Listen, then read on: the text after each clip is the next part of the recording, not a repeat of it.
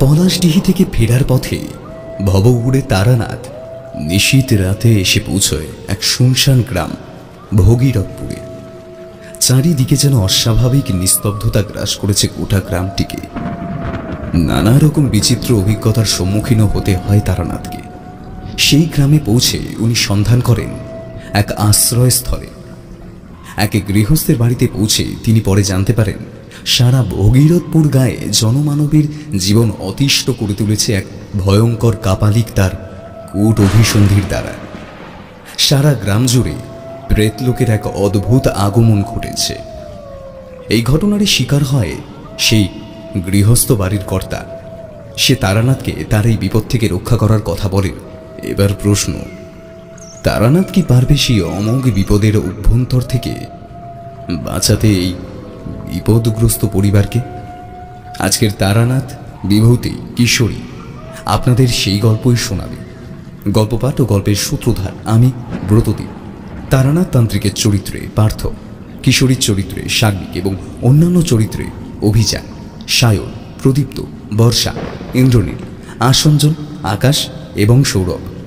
শুরু হচ্ছে দীর্ঘ প্রতীক্ষিত তারানাথ তান্ত্রিকের কাহিনী, ভগীরথপুরের আতঙ্ক।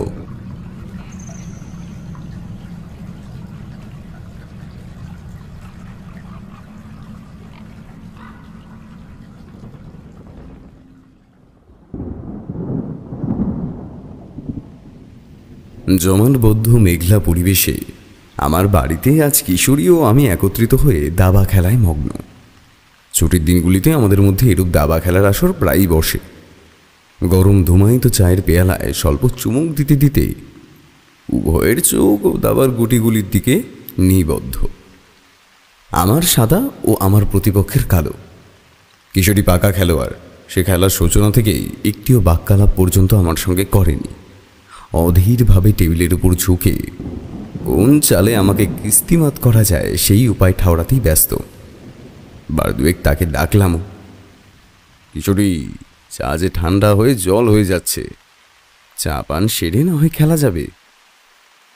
কিন্তু সে নিরুত্তর থেকে গালে হাত দিয়ে হাঁ একাক্ষরে সূচক সংক্ষিপ্ত উত্তর দিয়ে আবার মৌন হয়ে যাচ্ছে। পশ্চিমের খোলা জানলা দিয়ে ক্রমান্বয়ে ঠান্ডা জল বাতাসের ঝাপটা আসছে এবং ঘরময় একটা শীতল আবহাওয়া তৈরি করছে। মাঝে মধ্যে শুনতে পাচ্ছি ট্রামের ঢং ঢং শব্দ। আমারও মনটা বাইরে যাওয়ার জন্য উসখুস করছিল। এমন মেঘলা দিনে একজনই তো আমাদের খোরাক যোগান, তাকে ছাড়া কি ভালো লাগে শুধু শুধু হাতের ওপর হাত রেখে ঘরের মধ্যে বাবুটি সেজে বসে থাকতে? সুতরাং আমি এসব গলা খাকারি দিয়ে কিশোরীর দৃষ্টি আকর্ষণের চেষ্টা করলাম। দীর্ঘক্ষণ বসে থাকার পর বোধহয় দাবার চালের জটিল সমস্যার সুরাহা করতে না পেরেই সে ইঙ্গিতপূর্ণ চাহনি আমার দিকে নিক্ষেপ করে ও আড়মোড়া ভেঙে চেয়ার ছেড়ে উঠে দাঁড়ালো এবং একটা বিরাট হাই তুলে ক্লান্ত ও বিরক্ত কণ্ঠে বলল, দূর চাই, মগজটা কাজই করছে না। দাও তো বিভূতি একটা সিগারেট। মস্তিষ্কের গোড়া একটু ধুয়ো দিয়ে মরচে ধরা বুদ্ধিতে একটু শান দিয়ে নি। আমি স্তিমিত হেসে কিশোরীর আজ্ঞা পালন করে পাশে রাখা সিগারেট কেসটা এগিয়ে দিতেই বাইরে কড়কড় করে বিকট শব্দে কোথাও যেন কান ফাটানো বাজ পড়ল। উফ! সেই সাথে চোখ ঝলসে দেওয়া তীব্র শুভ্র আলোক ছটায় ঘরের ভিতরটা উদ্ভাসিত হয়ে উঠল। চমক ভগ্ন হতে আমিও উঠে জানলার দিকে এগিয়ে গিয়ে চোখের উপর আড়াআড়িভাবে হাত রেখে পরিবেশের গতি বোঝার চেষ্টা করলাম। ঈশান কোণে অস্তগামী সূর্যের হালকা কমলা রঙের আভাস বিদ্যমান। না, বৃষ্টিতে একটু পরেই সারা রাস্তাঘাট ভেসে যাবে যেভাবে দৈত্যের মতো কালো মেঘ ঘনিয়ে এসেছে। আমার মনটা অনেকক্ষণ থেকেই বড্ড তারানাথের বাড়ি যাওয়ার জন্য ছটফট করছিল। ঘাড় ঘুরিয়ে এক ঝলকের জন্য ওদিকে চাইতেই কিশোরীরও দেখলাম একই অবস্থা। সেও বাইরের দিকে চেয়ে আন মনে ধূমপান করে যাচ্ছে, চেয়ারের উপর থম মেরে বসে, কিন্তু মুখে কিছুই বলছে না। শেষে বলেই ফেললাম নিজের ইচ্ছের কথাটা, ইয়ে ভাইয়া, যাবে নাকি? দীর্ঘদিন তো হয়ে গেল জ্যোতিষীমশাইয়ের ওদিকে ঢু মারা হয়নি। যেতে হলে এখনই বেরিয়ে পড়ি চলো, নইলে আর বেরোনোর উপায় থাকবে না।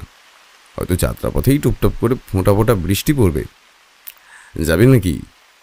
জানলার দিকে মুখ করে জনহীন পথের দিকে তাকিয়ে কিশোরীকে উদ্দেশ্য করেই এসব বলছিলাম, কিন্তু কোনো প্রত্যুত্তর না পেয়ে পিছন ফিরে দেখি আমার বলার আগেই সে দরজার বাইরে তৈরি হয়ে দাঁড়িয়ে পরম তৃপ্তিতে নিজের ধূমপানের পর্ব সম্পন্ন করতে ব্যস্ত, বরং সেই সাথে আমাকেই যাওয়ার জন্য তাড়া দিতে লাগলো। কি হে, চলো, আর কত দেরি করবে?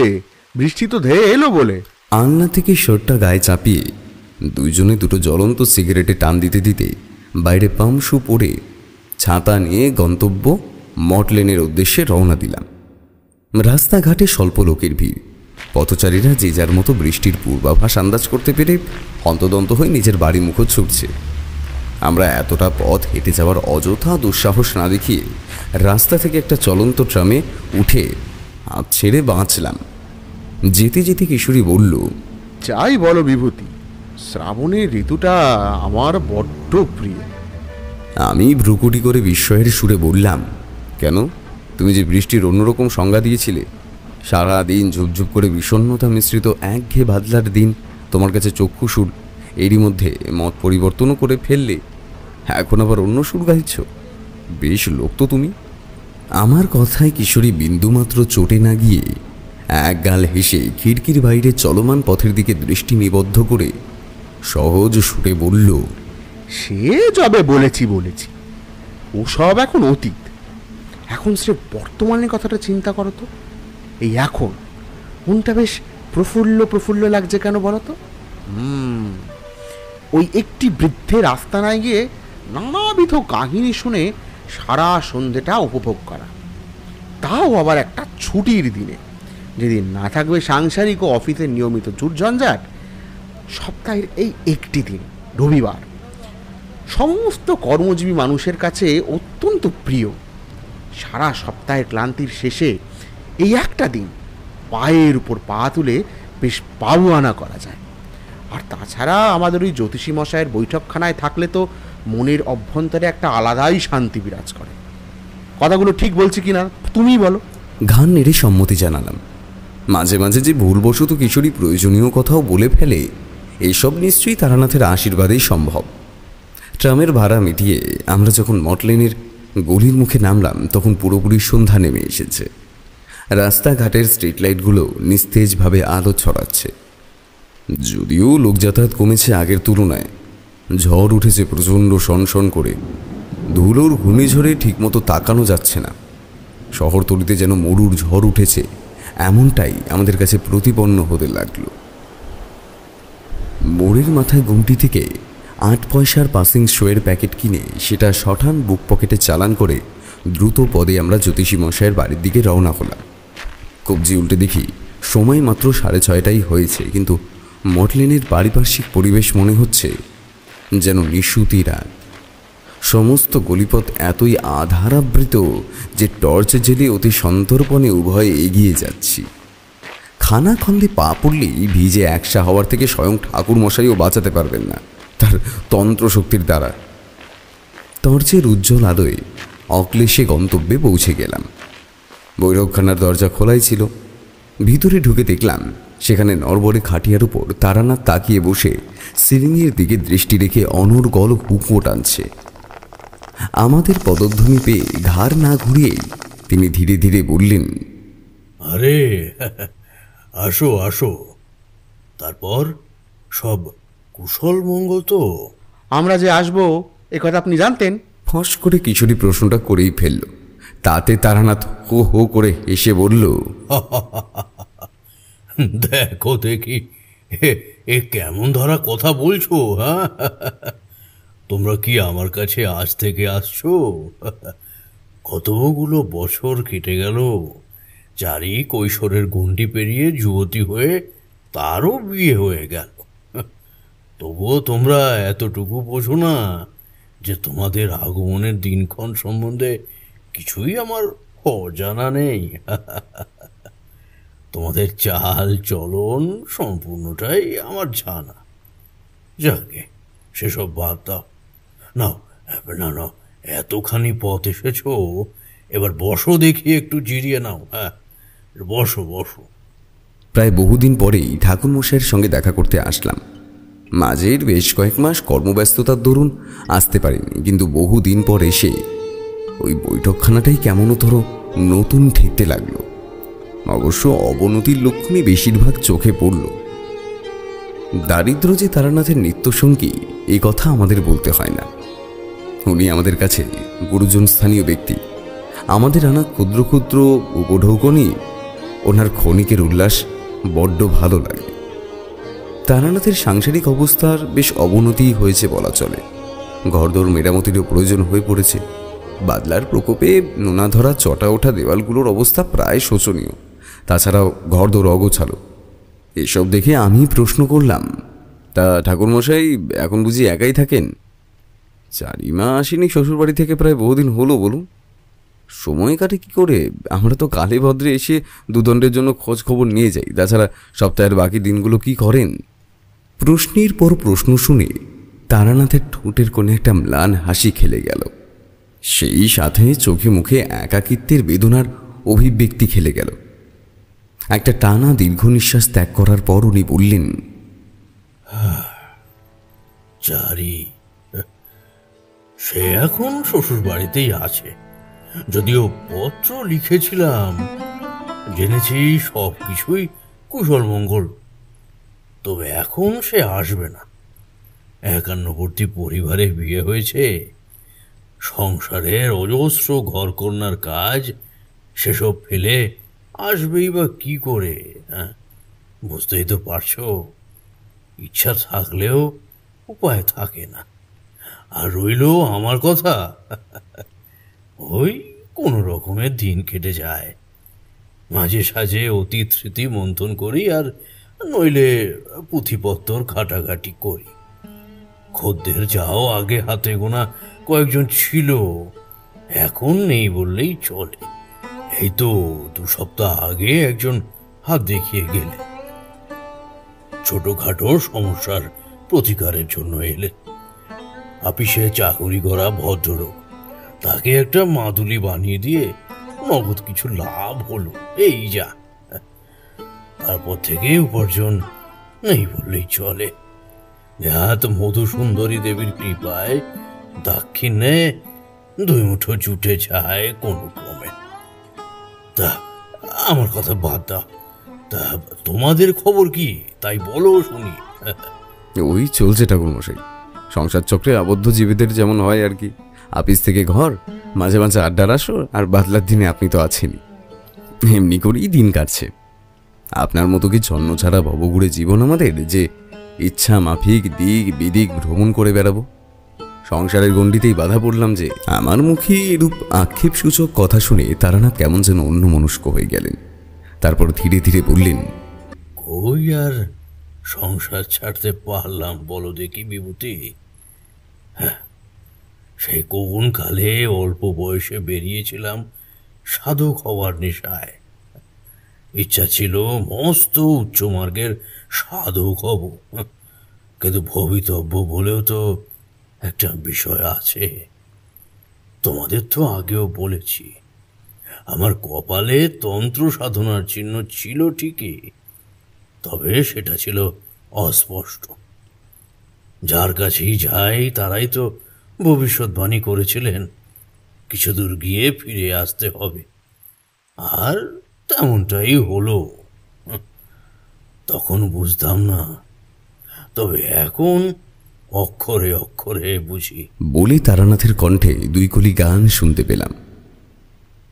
ভক্তিরসে সমৃদ্ধ শ্যামা সঙ্গীতের পরিচিত লাইন।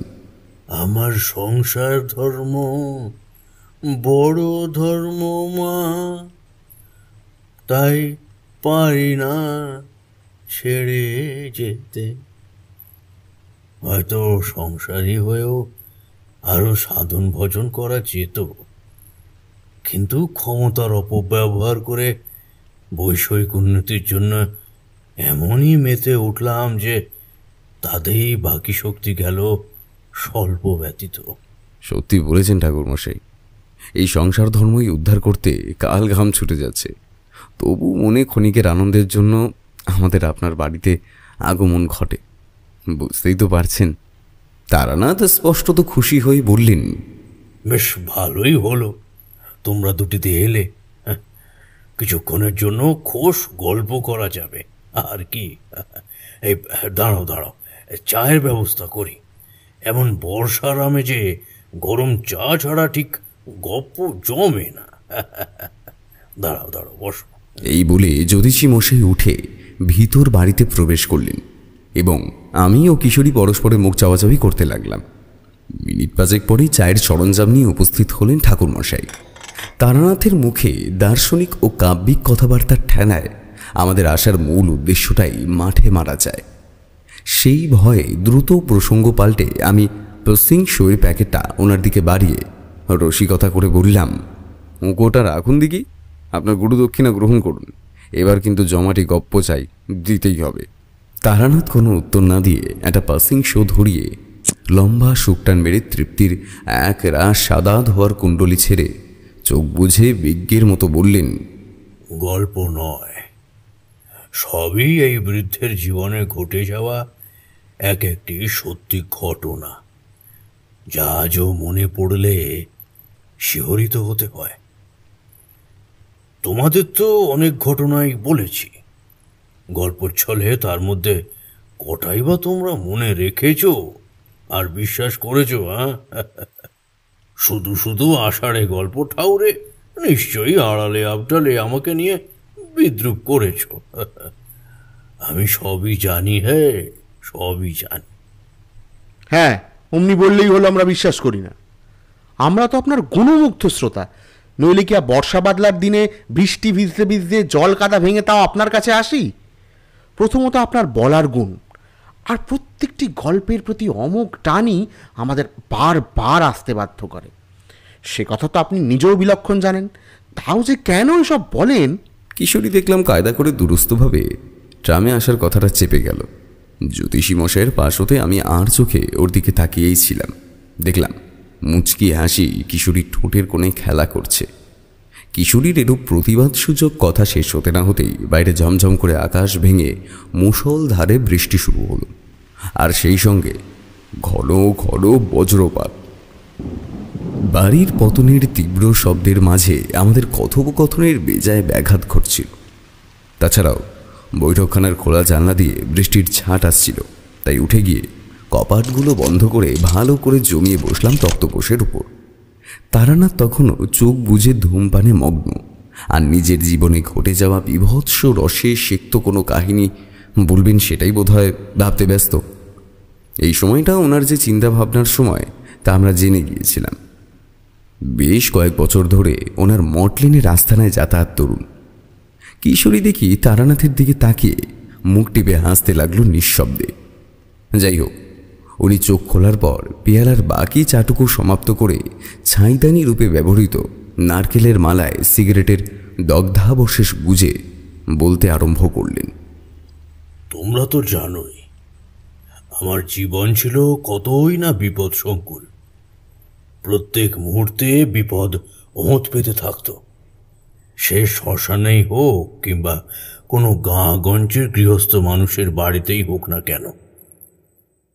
তখন আমার বয়স কম, ঘরে বসে আর ভালোই লাগছে না, শুধুই মনে হচ্ছে যেদিকে দুই চোখ যায় বেরিয়ে পড়ি। বদ্ধ গৃহের স্বল্প পরিসরের মধ্যে বন্দি থাকার চাইতে বাইরের বৃহৎ উন্মুক্ততা উপভোগ করতেই মনটা বেশি চাইত। ভবঘুরের মতো এই গ্রাম সে গ্রাম ঘুরব আর অজানাকে জানার চেষ্টা করব, এমনটাই ছিল আমার বাসনা।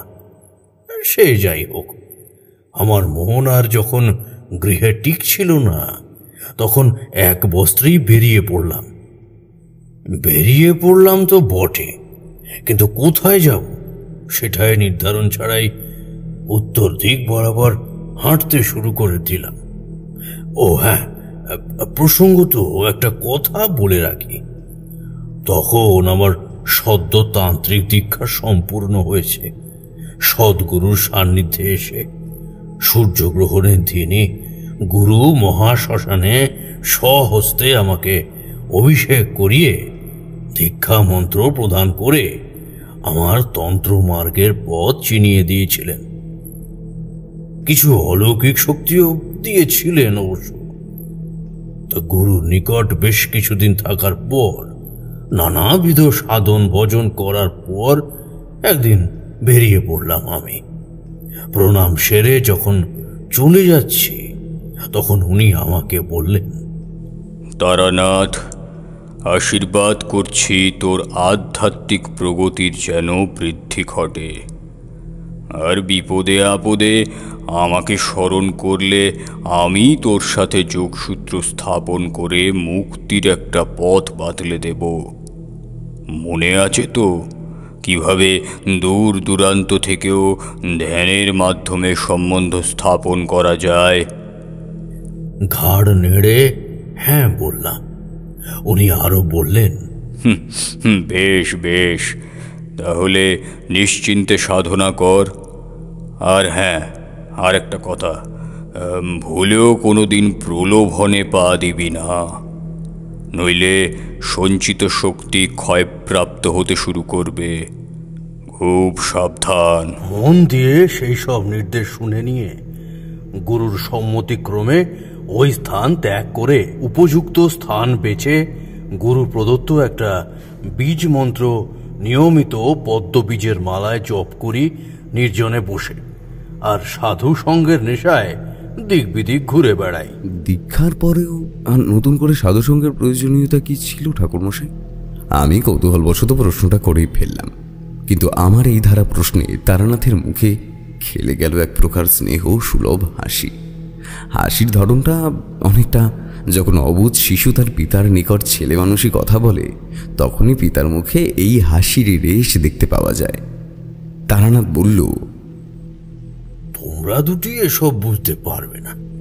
এই তন্ত্রমার্গের ব্যাপ্তি অনন্ত, যার কোনো শেষ নেই। বিভিন্ন তান্ত্রিক কাপালিক সম্প্রদায় নানাবিধ শাখায় সিদ্ধ। এই যেমন কুলার্ণ, ভূত, ডামর প্রমুখ প্রকারের শাখার কথা গুরু মুখে শুনেছিলাম।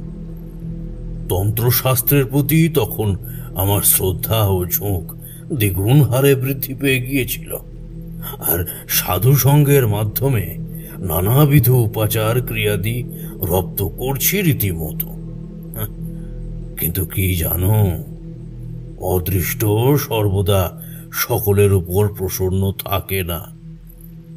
আমারও কতবার ভাগ্যের ফেরে বিপদ ঘনিয়ে এসেছিল, না জেনেই যে ভুল পথে অগ্রসর হতে যাচ্ছিলাম। তার থেকে স্বয়ং গুরুদেবই আমাকে উদ্ধার করেছিলেন। সেও এক কাহিনী। একটা জমিদার বাড়ির সমস্যার মীমাংসা করতে গিয়েই ঘটনাচক্রে জড়িয়ে পড়েছিলাম জানো। যদিও ভালো মন্দ বোঝার মতো শক্তি পেয়েছিলাম, কিন্তু তখনও এই সাধন মার্গে আমি তখন নবাগত, তো অত আটঘাট বোঝার মতো বয়সই হয়নি। মোটে তো 24 বছর বয়স, তখন না বোঝাটাই স্বাভাবিক কিনা। একথা নিশ্চয়ই জানো, এখনকার দিনে শতকরা 90% ঠক আর জোচ্চোর ব্যবসাদার সাধুতে দেশটা ভরে গেছে। শুধু লাল বসন পরে ও আবক্ষ গোঁপদাড়ির জঙ্গল রেখে ভড়ং দেখালে কেউ সিদ্ধ পুরুষ হয়ে যায় না। আগেও যেমন এদের অস্তিত্ব ছিল, আজ এবং পরবর্তীকালেও এরা থাকবে। সে যাই হোক, অল্প বয়সে মাইলের পর মাইল হাঁটাহাঁটি করার সামর্থ্য ছিল।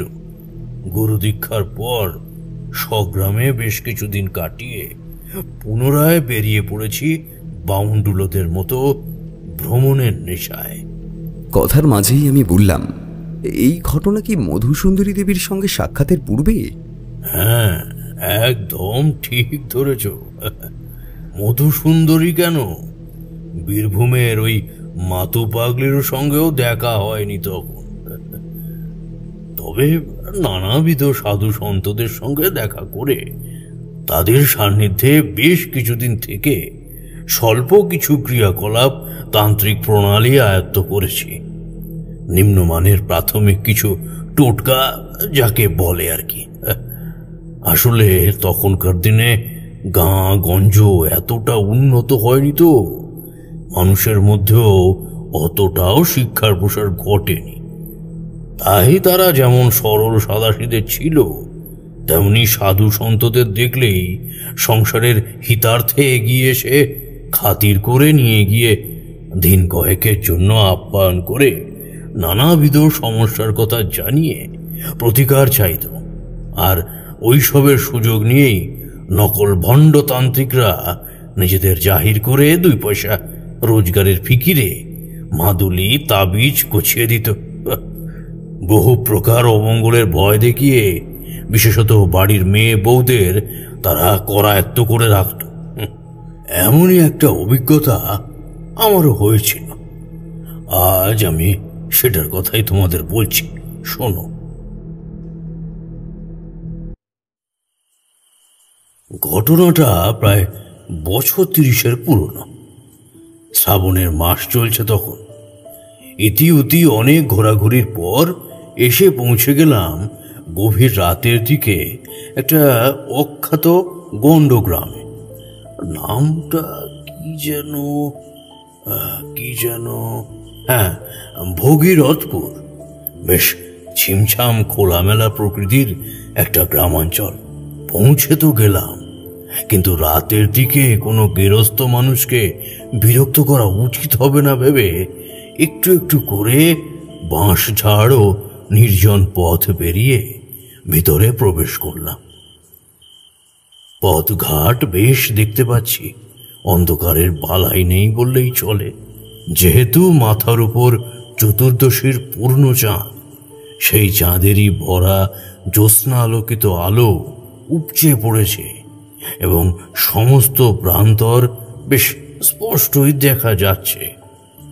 ঝিরিঝিরি জোড়ো বাতাস বইছে, নিস্তব্ধতা বিরাজ করছে পরিবেশে। গাছের পাতার ফাঁক গলে বাতাসের ছাপটা অদ্ভুত এক প্রকার ঘা ছমছমে শব্দ তৈরি করেছে। ছেঁড়া ছেঁড়া পুঞ্জীভূত মেঘ রাতের আকাশে ইতস্তত ছড়িয়ে ছিটিয়ে রয়েছে। মেঠো রাস্তা অতিরিক্ত বৃষ্টির জলে কাদা ঘোলা হয়ে হড়হড়ে হয়ে গেছে। একটু আগেই যে বৃষ্টি হয়েছে তা বোঝা যাচ্ছে প্রথমত স্যাঁতস্যাঁতে ভিজে আবহাওয়া দেখে ও দুর্বা ঘাসের ডগায় বিন্দু বিন্দু জলের কণা দেখে। সেগুলোর উপর জ্যোৎস্নার আলো ঠিকরে পড়ে চকচক করছে। কোথাও বা শুনতে পাচ্ছি গাছের নবপল্লবিত পাতার গা বেয়ে টুপটাপ বাড়ি পতনের শব্দ। গ্রাম বাংলার বর্ষার তোমরা দেখলে কই হে শহুরে নাগরিক। কিন্তু আমার সেসব দেখার সৌভাগ্য হয়েছে বড়ই। পৃথক আকাশ পাতাল অন্তর তো আছেই। রাতের দিকে শান্ত পরিবেশে সমস্ত ইন্দ্রিয়ের প্রখরতা বাড়ে, বিশেষত শ্রবণ ইন্দ্রিয়ের তো বটেই। আশেপাশে 2 ধার ঘন বন বাদারে পরিপূর্ণ। 2-একটা শিয়ালও ঝোপের মধ্যে গা মিশিয়ে অন্যত্র প্রস্থান করল। ঝিঝি আর ব্যাঙের সম্মিলিত আর্তনাদ শোনা যাচ্ছে। আমি হাঁটতে হাঁটতে একটা 8চালা বাড়ির থেকে 10 গজ দূরত্বে দাঁড়িয়ে একটা বিষয় লক্ষ্য করলাম এবং তড়িৎ বেগে গাছের মোটা গুড়ির আড়ালে এমনভাবে লুকিয়ে গেলাম যে আমি সব কিছু পরিষ্কার দেখতে পেলেও আমাকে কেউ দেখতে পাবে না। সম্মুখের ওই গৃহস্থ বাড়ির সদর দরজার পাশের এক মানুষ অবধি মাটির পাঁচিল ডিঙিয়ে বাইরে কেউ যেন ধীরে লাফিয়ে নামল এবং সদর দরজার একেবারে নিচে বাম হাতে ধরে থাকা অশ্বত্থ পাতায় গায়ে গুলে রাখা কিছু একটা প্রলেপ অনামিকা আঙুলের ডগায় কিছুটা নিয়ে একেবারে কোণার দিকে কিসব সাংকেতিক চিহ্ন ছোট্ট হরফে এঁকে দিয়ে ধূর্ত শেয়ালের মতো ইতিউতি চেয়ে সন্ত্রস্ত পায়ে অন্যত্র সরে পড়ল এবং অন্ধকারে মিশে গেল।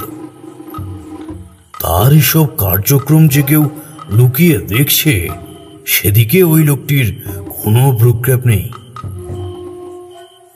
সে নিজের কাজটা নির্বিঘ্নে সেরে নেওয়ায় একটা পরিতৃপ্তির হাসি তার মুখমণ্ডলে খেলে গেল। আগন্তুকের মুখটাও বোধহয় দেখলাম জ্যোৎস্নার স্বল্প আলোয়। আমি কেমন যেন দ্বন্দ্বে পড়ে গেলাম। কে এই লোকটি? শীতের চোর হলে তো শীত কেটে সবকিছু অপহরণ করার কথা, তাছাড়াও পিঠে তো কোনো বড় ছোলা টোলা নেই। তবে মনের অন্তরালে লুক্কায়িত একটা অশনি সম্ভাবনায় আমার সমগ্র মনে সন্দেহের ছাপ পড়তে শুরু করলো। মনে অমঙ্গলজনক সংকেতের একটা তীব্র ধ্বনি ক্রমশই অস্থির করে ফেলছিল। আমিও বাড়িটা চিনে রাখলাম এবং ওই দিনের মতো স্থানীয় শ্মশানে সারাটা রাত কাটিয়ে দিলাম। কিশোরী উদ্বিগ্ন কণ্ঠে বললেন, কি সাংঘাতিক ঠাকুর মশাই, আপনার ভয় করলো না সারা রাত শ্মশানে কাটাতে? শুনেছি শহরের শ্মশানের তুলনায় পাড়াগাঁয়ের শ্মশান ভূমি অত্যন্ত ভয়াবহ। তারানাথ ফের হেসে বললে, বাহ, খবর রাখো তাহলে। হ্যাঁ, ঠিকই বলেছ। এই পাড়াগাঁয়ের শ্মশান বিশেষত রাতের দিকে প্রচণ্ড ভয়াবহ হয়ে ওঠে।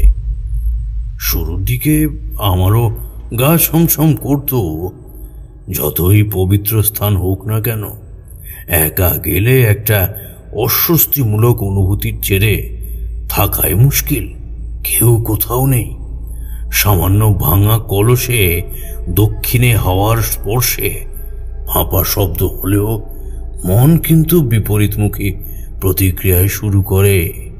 মনে হয় এসব কোনো অশরীরীর কাজ, কিন্তু তা সত্য নয় একাংশ। কিন্তু দীর্ঘদিন থাকার অভ্যাস যাদের আছে তাদের এসব গা আসোয়া হয়ে যায়। কি আর বলছি তোমাদের, আমার চোখের সামনেই কত নানাবিধ ভয়ঙ্কর অলৌকিক বিষয় ঘটেছে। সেসবের বিরাট কাহিনী আছে, না হয় পরে অন্য কোনো দিন বলবো। তো যেটা বলছিলাম, ওই দিন রাতটা কাটিয়ে পরদিন দিনের আলো ফুটতে না ফুটতেই আমি বাইরের বেরিয়ে এসে স্থানীয় মানুষদের আনাগোনা দেখতে পেলাম। সকলেই যেন হন্তদন্ত হয়ে কোথায় যেন ছুটে যাচ্ছে। পথ চলতি জনা দুয়েকে শুধালাম যে তারা কোথায় যাচ্ছে। আমার পরনের গেরুয়া বসন ও রুদ্রাক্ষের মালা দেখে দুইজন স্থানীয় গ্রামবাসী কৌতূহল বশত এগিয়ে এসে আমার পায়ে লুটিয়ে পড়ে কাতর অনুরোধের সুরে বলল, বাবা বাবা, আমাদের সঙ্গে একটু চলুন। আপনি ভরসা দয়া করে ফেরাবেন না। দোহাই বাবাজি, আপনি চলুন একটু আমাদের সাথে। তাদের এরূপ কাতর অনুরোধ উপেক্ষা করতে পারলাম না।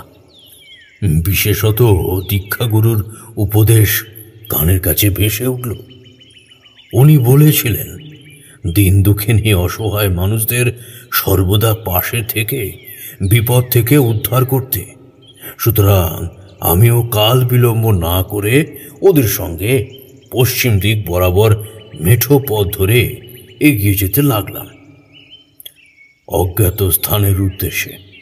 হেঁটে চলেছি প্রায় মিনিট 15 পর দীর্ঘ পথ অতিক্রম করে যেই স্থানে পৌঁছালাম সেটা আমার বড্ড চেনা ঠেকল। গতকাল রাতে এই বাড়িটিকেই তো দূর থেকে লক্ষ্য করছিলাম, আর রাতের আঁধারে ওই অচেনা আগন্তুকের গুপ্ত ক্রিয়াকলাপও আমি দেখে ফেলেছিলাম। এতক্ষণ পরে মনে পড়ল এখানে আসতে এতক্ষণ সময় লাগছিল কেন। ভগীরথপুর গাঁয়ের শ্মশানটা হলো গিয়ে দক্ষিণ প্রান্তে। রাত বিরেতে সঠিকভাবে পথ না ঠাউরে আমি দ্রুত গতিতে যেমনভাবে পেরেছি ভগীরথপুর গাঁয়ের অন্তিম সীমান্তের শ্মশানে এসে পড়েছিলাম। যদিও যাতায়াতের সময়টা আন্দাজ করতেই পারিনি রাগ থাকায়। সে যাই হোক, গিয়ে দেখি দরজার সামনে অসংখ্য মানুষের জটলা। সকলেই ভয়ার্ত মুখে দাঁড়িয়ে আছে এবং এবং সকলেরই দৃষ্টি খাটিয়ার উপর শায়িত একজন ঋজু দীর্ঘদেহী বছর ৩০-৩২-এর ধুতি পাঞ্জাবি পরিহিত ভদ্রলোকের দিকে। বেশভূষা দেখে স্বভাবতই সম্পূর্ণ সচ্ছল অবস্থার বলেই প্রতিপন্ন হতে লাগলো, আর ইনি যে গৃহস্বামী তাতে কোনো সন্দেহ আমার আর রইল না। তবে উনি যে বেঁচে আছেন তার দৃষ্টান্ত ওনার ওই প্রশস্ত বুকের ওঠানামা দেখেই আমার ধারণা হল। এতক্ষণ সারা ভগীরথপুরবাসী গৃহস্বামীর দিকেই তাকিয়েছিল, কিন্তু আমি যে মুহূর্তে উপস্থিত হয়েছি সেই মুহূর্ত থেকে সকলেই আমার দিকে আগ্রহের চোখে চেয়ে আছে, সেটা দেখলাম। সকলের চাউনিতেই একটা ভরসা ফিরে পাওয়ার ভাব স্পষ্ট। কেউ বা আবার সামনে এগিয়ে এসে কৌতূহলের সঙ্গে দেখতে ব্যস্ত।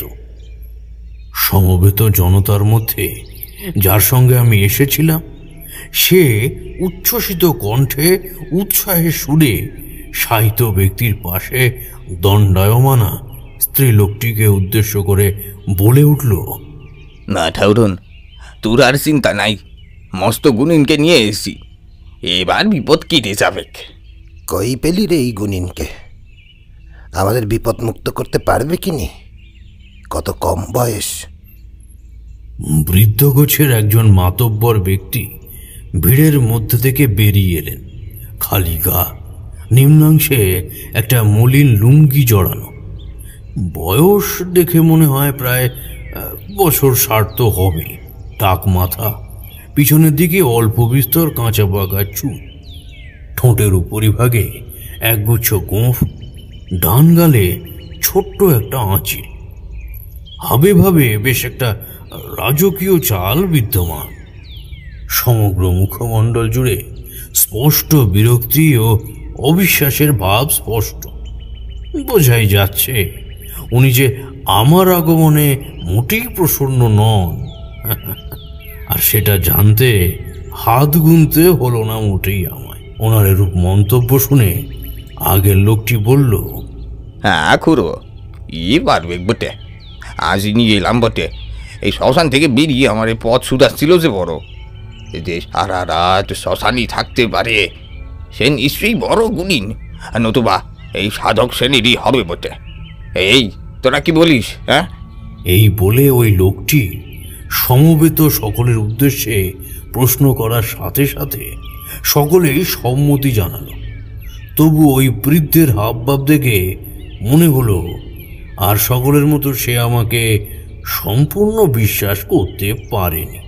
কেবল গজরাতে গজরাতে দাঁতের গোড়ায় ধুতির কোচর থেকে একটা পান চালান করে বলল, সারা জীবনই কত না সাধু সন্ত দেখলাম, তাই দেখে মাথার চুল পাকিয়েও ফেললাম। সব কটা জোচ্চর, কেউই আসল নয় কো। ওই সাধুর পাল্লায় পড়েই তো ঘরে শনি ডেকে আনলো ব্যাটার ছেলে। পই পই করে বারণ করতাম, না আমরা তো পর, ওরা অনিষ্ট চিন্তনকারী। বোঝ ঠেলা।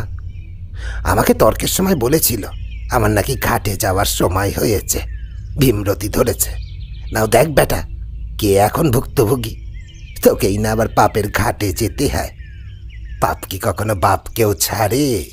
তীব্র আক্রোশে ফেটে পড়ে ওই বয়োজ্যেষ্ঠ বৃদ্ধ ব্যক্তি ভিড়ের মধ্যে থেকেই চেতনালুপ্ত ওই সাহিত্য ভদ্রলোকের উদ্দেশ্যে অশ্রাব্য মন্তব্য করতে লাগলেন। ওনার এমন অগ্নিশর্মা ভাবভঙ্গিমা দেখে আমি বেশ বিস্মিত হলাম। দণ্ডায়মান জনতাও ভয় পেয়ে বৃদ্ধের নিকট হতে কয়েক কদম পিছিয়ে এলো। কেউই ওনার এইরূপ রূঢ় আচরণের কোনো প্রকার প্রতিবাদ করছিল না।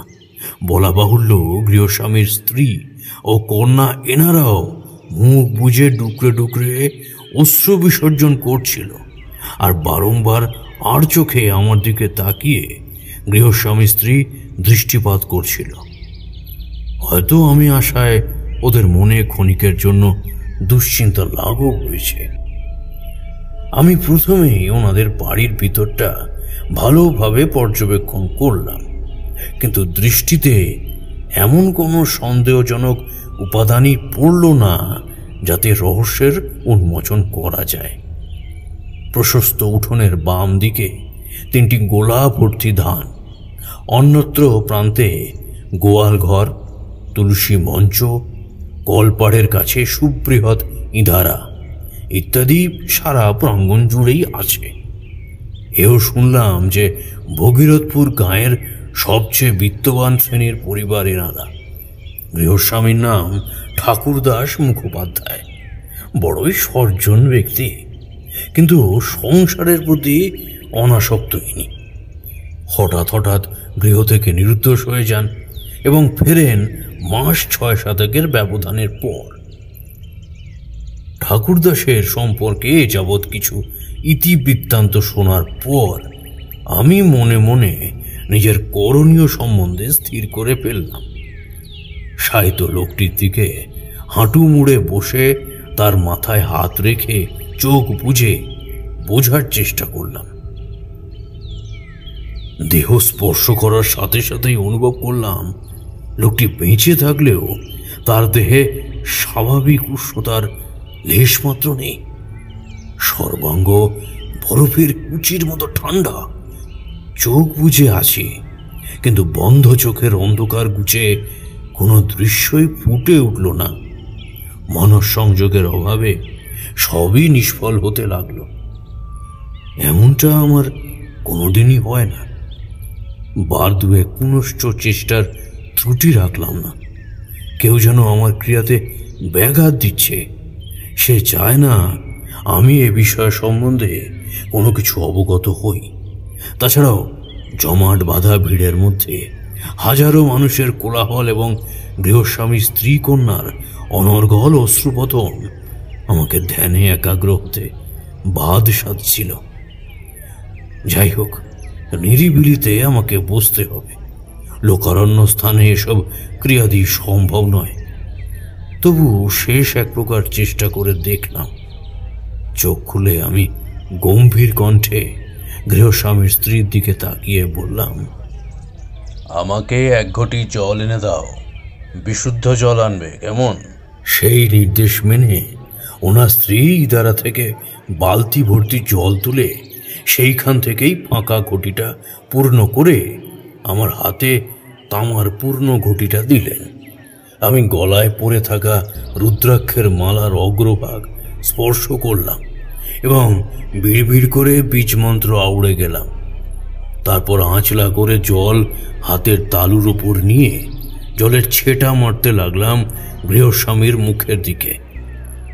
বেশ কয়েকবার এই প্রক্রিয়া চলল, কিন্তু কিছুতেই লোকটির চোখ আর খোলে না। ভূতপূর্ব অবস্থাতেই শায়িত অবস্থায় সে পড়ে রইল। মনে মনে প্রচণ্ড বিচলিত হলাম বটে, কিন্তু সেটা বাইরে প্রকাশ করলাম না। ক্রমান্বয়ে একটাই সন্দেহ বারংবার আমার মনে উত্থিত হচ্ছিল। নিশ্চয়ই এই ভিড়ের মধ্যে কেউ এমন আছে যে স্বল্প তন্ত্রচর্চা করে এবং নিজের সঞ্চিত শক্তির প্রয়োগে আমাকে নিরস্ত করার চেষ্টায় মেতে উঠেছে। বিভূতি, তোমরা বিশ্বাস করবে না তখন আমার মনের অবস্থা কেমন ছিল। আমি প্রাণপণে চেষ্টা চালাচ্ছি শুভ শক্তির মাধ্যমে লোকটিকে বাঁচিয়ে তোলার, কিন্তু কিছুতেই পেরে উঠছি না। অথচ এসব টোটকার প্রয়োগে বহুবার আমি নিজের বাঞ্ছিত কাজে সফল হয়েছি। এক্ষেত্রে কি আমার শক্তি বিনষ্ট হয়ে গেছে? এরূপ নানাবিধ চিন্তাভাবনায় ডুবে গেছিলাম। চমক ভাঙল পাশে দাঁড়িয়ে থাকা একজন গ্রামবাসীর কথা শুনে। সে উদ্বিগ্ন কণ্ঠে বললে, বাবা, আপনাকে এমন বিচলিত দেখাচ্ছে কেন? অবস্থা কি সুবিধের নয়?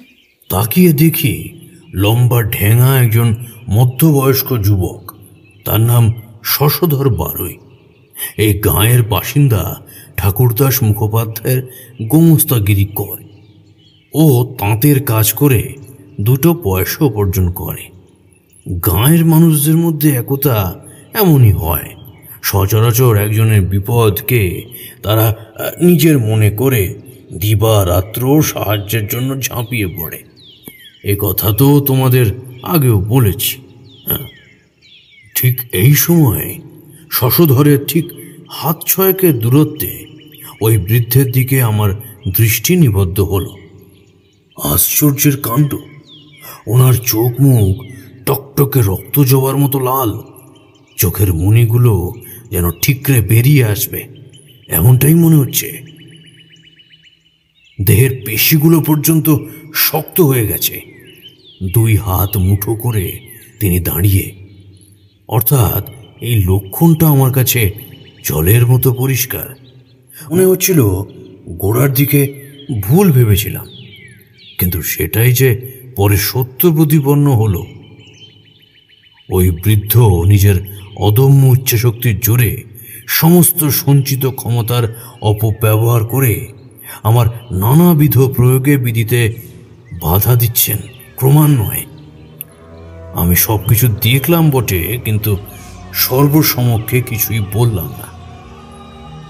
একে পরেও দেখে নেওয়া যাবে এই ভেবে শেষ পর্যন্ত আমি নির্দেশ দিলাম গৃহস্বামীকে শুইয়ে দিতে। আমি কিছু একটা ব্যবস্থা নিচ্ছি। এরূপ আশ্বাসবাণী দিয়ে বেরিয়ে আসতে যাচ্ছি, ওনার স্ত্রী আমার পা জড়িয়ে কাতর কণ্ঠে কেঁদে কেটে স্বামীর প্রাণ ভিক্ষা করতে লাগলেন। যতই হোক, ওনার স্ত্রীকে দেখে যতটা বুঝেছিলাম উনি আর 5টা গৃহস্ত্রীলোকের মতো নন।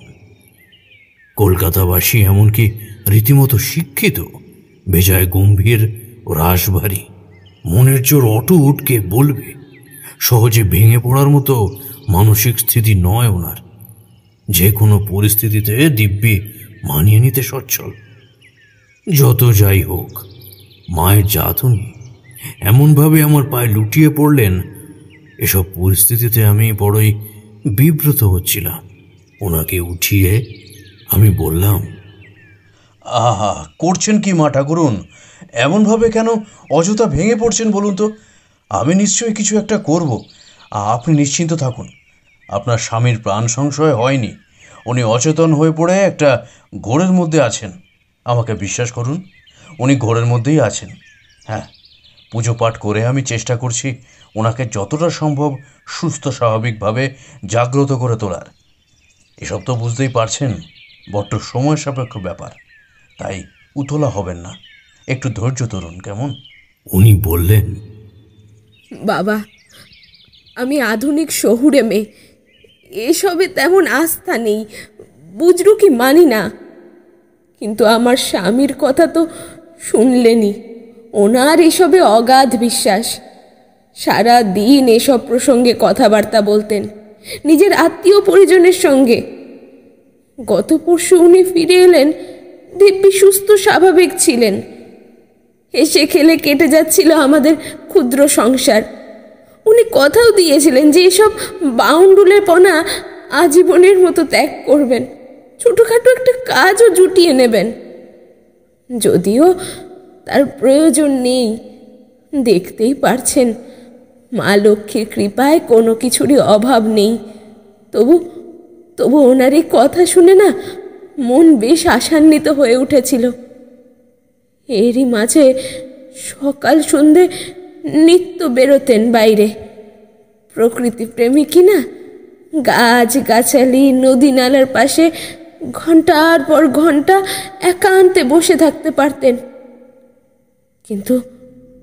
কিন্তু ওই দিনের কথা আমি কখনো ভুলতে পারবো না ঠাকুর মশাই।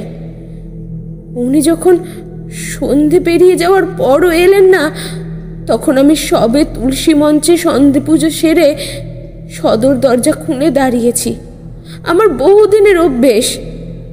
ওনার নিরুদ্দেশের পর থেকে আমি প্রায়ই রাতের পর রাত জেগে ওনার জন্য পথ চেয়ে বসে থাকতাম।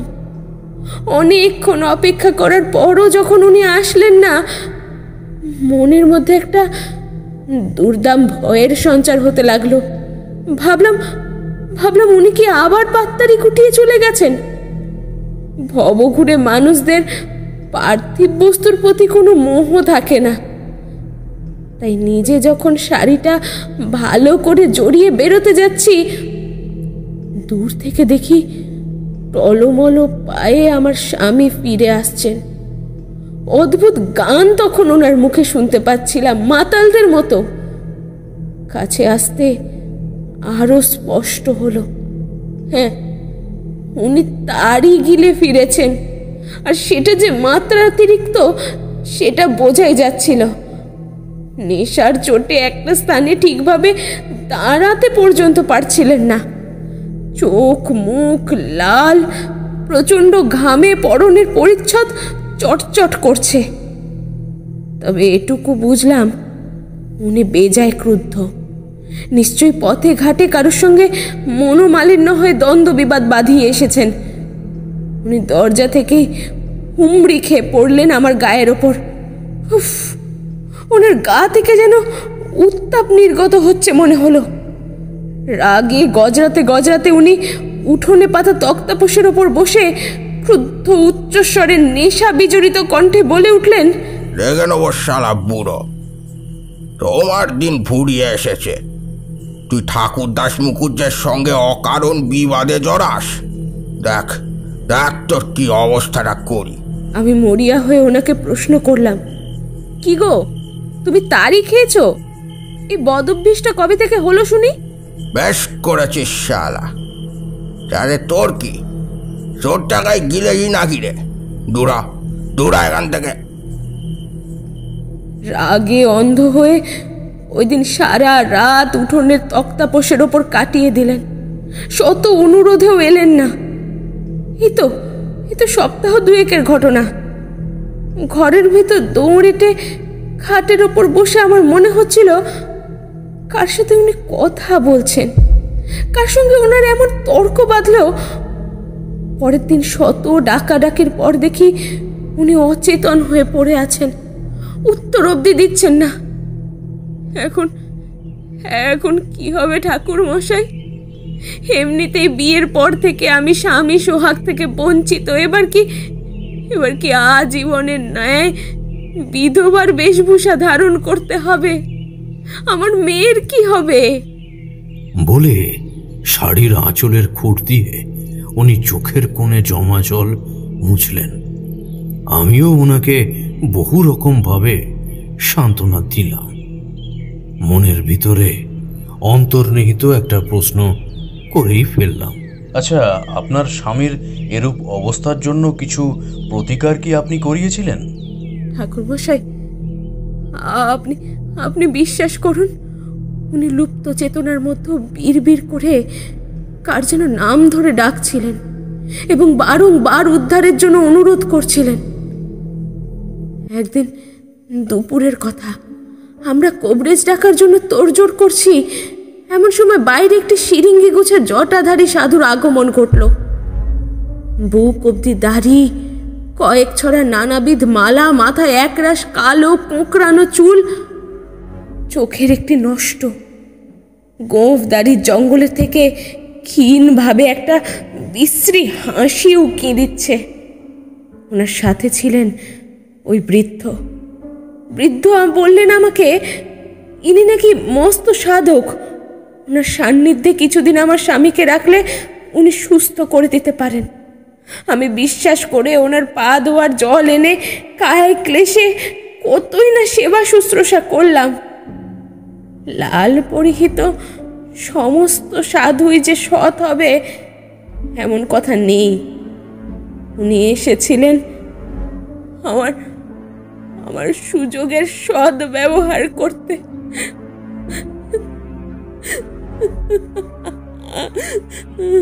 তারপর ঠাকুরদাস বাবুর স্ত্রী মুখের উপর আঁচল ঢাকা দিয়ে নিজের অশ্রুর বেগ ধরে রাখতে পারলেন না। ফুঁপিয়ে ফুঁপিয়ে মর্মভেদী আর্তনাদ করে উঠলেন। আমার মনে তখন বাকিটা শোনার তুমুল ঝড় বইছে। ওনাকে সান্ত্বনা দিয়ে উত্তেজিত হয়ে বললাম, আচ্ছা, তারপর কি হলো? দয়া করে থামবেন না, নির্দ্বিধায় বলুন। উনি ওই ক্রন্দনরত অবস্থাতেই চিৎকার করে বললেন, আমার স্বামী অচৈতন্য, সেইটারই সুযোগ নিয়ে একদিন ওই নরাধম আমাকে। শোন শোন বিমলা, তোর স্বামীকে আমি সুস্থ করে দিতে পারি, কিন্তু আমাকে তো কিছু দিতে হবে। দিবি তো? বলেই ওই সন্ন্যাসী অশ্লীল সূচক এক প্রকারের অট্ট হাসিতে ফেটে পড়লেন। আমি ভয়ার্ত কণ্ঠে বললাম, আপনার কি চাই? আমার অসাধ্য কিছু চাইবেন না দয়া করে। কত টাকা লাগবে বলুন? উনি কিছুই বললেন না। পুনরায় অশ্লীল ভঙ্গিতে আমার সর্বাঙ্গ আদ্য প্রান্ত পর্যবেক্ষণ করতে লাগলেন। আমি সব বুঝে রান্নাঘর থেকে আঁশ বটিটা বাগিয়ে ধরে রাগত কণ্ঠে গলা চড়িয়ে বলেছিলাম, বেরিয়ে যা ভণ্ড কোথাকারের! তুই যাবি নাকি এক বটির কোপে তোর মুন্ডু পৃথক করে দেব? উনি বিন্দুমাত্র ভয় পেলেন না। আমার এসব কার্যক্রম দেখে হো হো করে হেসে শেষে উঠে গিয়ে চিবিয়ে চিবিয়ে বললেন, যেটা করলি বিমলা, সেটার মাসুল তোকেই গুনতে হবে। দেখি তোর স্বামী কি করে সুস্থ হয়। বলেই উনি রাতের অন্ধকারে বেরিয়ে গেলেন এবং আমি দাওয়ার ওপর বসে রইলাম, কোনো কিছু না বুঝে। ঈশ্বরকে সেই দিন থেকে স্মরণ করছি, যদিও এরপর আপনি ব্যতীত আর কোনো সাধক আসেননি। ওনার সমস্ত কথা আমি শুনলাম, আর বিমলা দেবী এতই আমার প্রতি অনুগত হয়ে পড়েছেন যে সেটা ভাষায় প্রকাশ করা যাবে না। তবু আমাকে উনি কিন্তু কিছুতেই যেতে দিলেন না। অখণ্ড পণ করে বসে রইলেন যে তার স্বামীর বিপদ মুক্তি না হওয়া পর্যন্ত আমি যেন ওই বাড়ির আতিথ্য গ্রহণ করি। আমার শত নিষেধ উনি গ্রাহ্যই করলেন না, বরং আমাকে জোরপূর্বক থাকার জন্য কাতরভাবে কাকুতি মিনতি করতেই লাগলেন। ততক্ষণে বাইরে ভিড় পাতলা হয়ে গেছে, যে যার নিজের বাড়ির মুখে রওনা দিয়েছেন।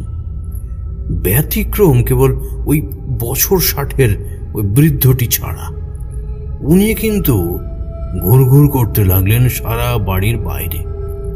আমিও গৃহস্বামীর স্ত্রী বিমলা দেবীকে থাকার প্রতিশ্রুতি দিয়ে বাইরেটা একটু ঘুরতে বেরিয়েছি। একটু গিয়েই অমনি সোজা ওই বৃদ্ধের সঙ্গে মুখোমুখি আমাকে দেখেই ওনার মুখের নেকড়ে বাঘের মতো একটা বিকৃত হিংস্র অভিব্যক্তি খেলে গেল, আর রাগে থরথর করে কাঁপতে লাগলেন তিনি।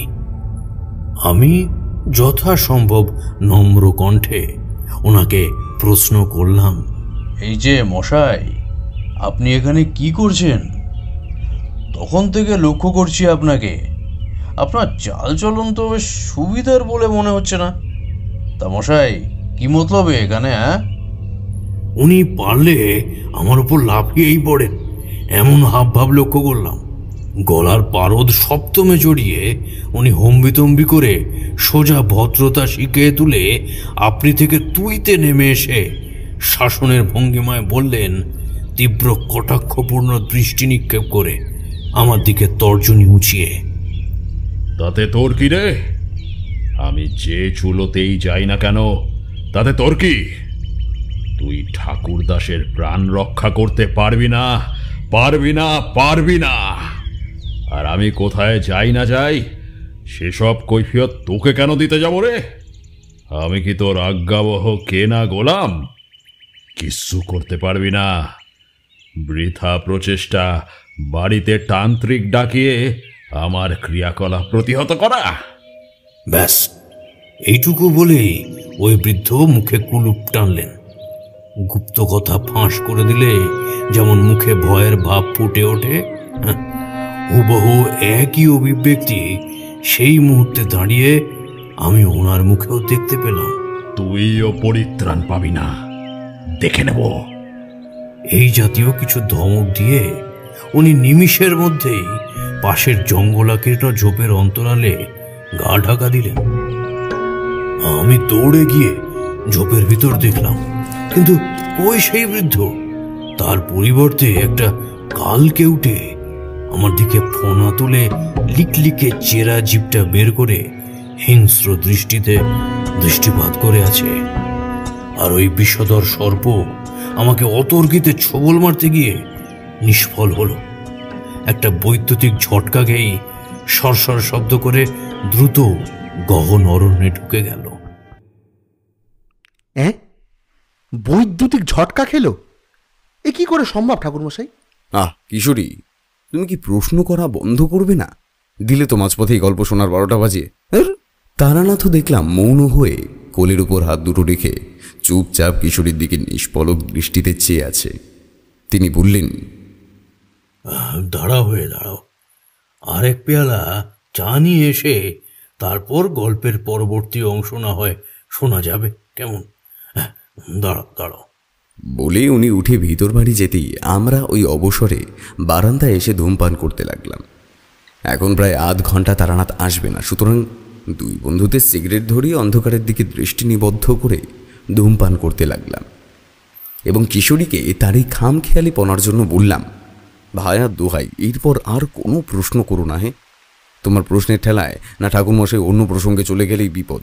তখন অসমাপ্ত গল্প শুনেই আমাদের ফিরে যেতে হবে। কিশোরীও এক রাশ ধোয়া ছেড়ে সহাস্য বদনে আমাকে বলল, আরে বিভূতি, অত বিচলিত হচ্ছ কেন?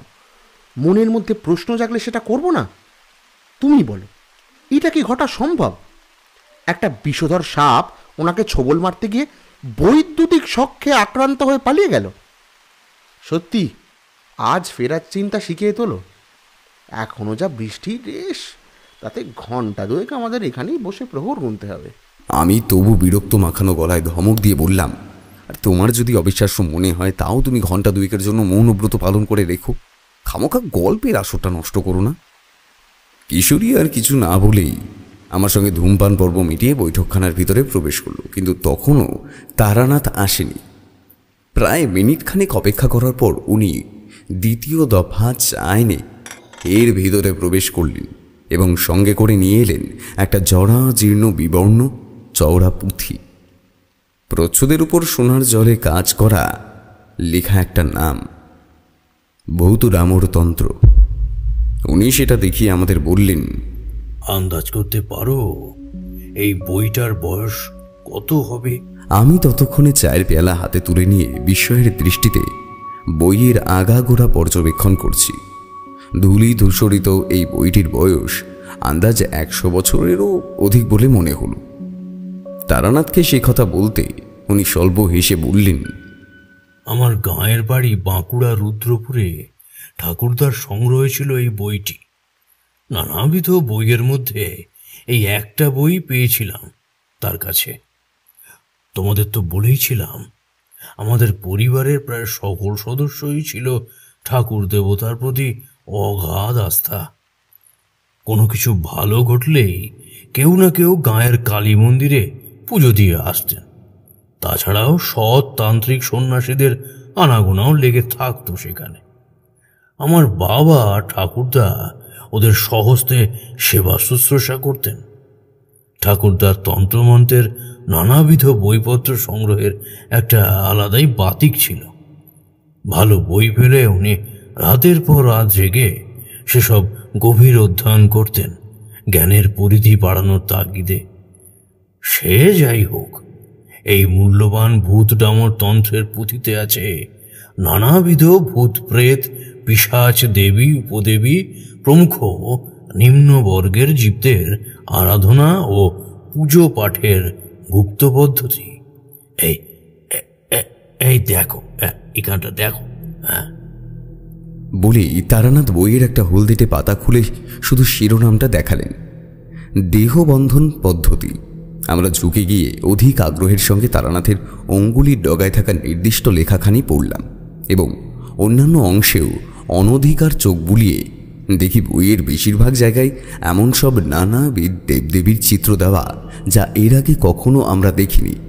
সেই সাথে বাংলা ও সংস্কৃতের মেলবন্ধনে ক্ষুদ্র হরফে লেখা এসব লেখা। তারানাথ বইটা বন্ধ করে সেটা পাশের থাকে যত্ন সহকারে রেখে গরম চায়ে একটা লম্বা চুমুক দিয়ে পুনরায় পাসিং শো ধরালেন এবং বেশ খানিকক্ষণ বন্ধ জানলার দিকে দৃষ্টি নিবদ্ধ করে রইলেন। আমি গল্পের পরবর্তী অংশ শোনার জন্য বললাম, আচ্ছা ঠাকুরমশাই, তারপর কি হলো?